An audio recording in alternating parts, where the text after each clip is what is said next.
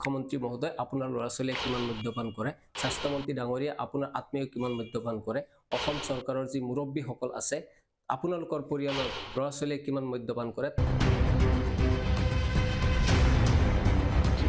নমস্কাৰ, মদৰ ডিষ্ট্ৰিবিউচন চলোৱা চৰকাৰখনলৈ আজি দুটামান প্ৰশ্ন কৰোৱা হওক।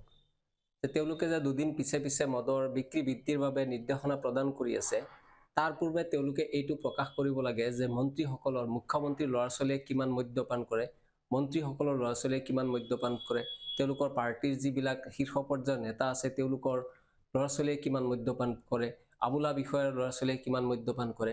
তেওঁলোকে নিৰ্দেশ প্ৰদান কৰি মদৰ বিক্ৰী বৃদ্ধি কৰাৰ যি নিৰ্দেশ সেয়া দিয়াৰ পূৰ্বে নিৰ্বাচনৰ সময়ত যিদৰে তেওঁলোকে প্ৰচাৰ কৰে, কাকতত বিজ্ঞাপন দি টিভিত বিজ্ঞাপন প্ৰচাৰ কৰি যিদৰে তেওঁলোকে প্ৰচাৰ কৰে, ঠিক সেইদৰে তেওঁলোকে নিজৰ ল'ৰা ছোৱালীয়ে মদ্যপান কৰি থকা সময়ত সেই দৃশ্য ৰেকৰ্ড কৰি সেইবিলাকৰ ফটো উঠি সেইবিলাকৰ বিজ্ঞাপন বাতৰি কাকত আৰু টিভিত বা সংবাদ মাধ্যমত প্ৰচাৰিত কৰি ক'ব লাগে যে আমাৰ ল'ৰা ছোৱালীয়ে মদ্যপান কৰি আছে, গতিকে আপোনালোকে মদ্যপান কৰক। আৰু মদৰ দোকানবিলাকক তেতিয়া তেওঁলোকে নিৰ্দেশ প্ৰদান কৰক যে আপোনালোকে মদৰ বিক্ৰী বৃদ্ধি কৰক। 2020 চনৰ এক অধ্যয়নত পোৱা গৈছিলে যে অসমৰ 44% মহিলাই আৰু 51% পুৰুষে মদ্যপান কৰে। কিমান এক ভয়ংকৰ তথ্য আছিলে। স্বতন্ত্ৰ এক সংস্থাৰ অধ্যয়নত সেই কথা প্ৰকাশ হৈছিলে 2020 চনত। তেতিয়া মদ্যপান কৰাৰ কাৰণে কোনো ধৰণৰ সংস্থাৰ কোনো ধৰণৰ প্ৰেছাৰ নাছিলে, কোনো ধৰণৰ তেনেকুৱা ধৰণৰ নিৰ্দেশ নাছিলে। কিন্তু আজিৰ তাৰিখত চৰকাৰে দুদিন পিছে পিছে তেনেধৰণৰ নিৰ্দেশ প্ৰদান কৰি আছে আৰু এনে এটা সময়ত অসমত তেনেকুৱা এটা সংখ্যা কিমান পৰ্যায়লৈ উপনীত হৈছে, কিমান ভয়ংকৰ হৈ গৈছে আজিৰ তাৰিখত, সেই সংখ্যা সেয়া ভাবিলেও আচৰিত লাগে। কিন্তু তেনে সময়তে চৰকাৰে এই ধৰণৰ নিৰ্দেশসমূহ বাৰে বাৰে তেওঁলোকে প্ৰচাৰ কৰি আছে।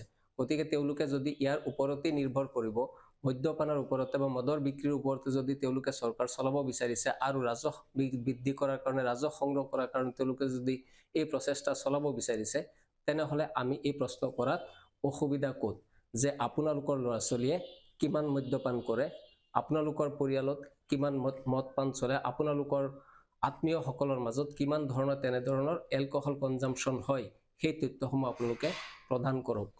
আজিৰ তাৰিখত এই প্ৰশ্নটো সোধাৰ ক্ষেত্ৰত আমাৰ কোনো ধৰণৰ অসুবিধা নাই যে মাননীয় মুখ্যমন্ত্ৰী মহোদয় আপোনাৰ ল'ৰা ছোৱালীয়ে কিমান মদ্যপান কৰে, স্বাস্থ্যমন্ত্ৰী ডাঙৰীয়া আপোনাৰ আত্মীয় কিমান মদ্যপান কৰে, অসম চৰকাৰৰ যি মুৰব্বীসকল আছে আপোনালোকৰ পৰিয়ালৰ ল'ৰা ছোৱালীয়ে কিমান মদ্যপান কৰে, তাৰ তথ্য আমাৰ আগত প্ৰকাশ কৰক আৰু তাৰ পিছত আপোনালোকে মদৰ দোকানবিলাকক নিৰ্দেশ দিয়ক যে আপোনালোকে মদৰ বিক্ৰী বৃদ্ধি কৰক।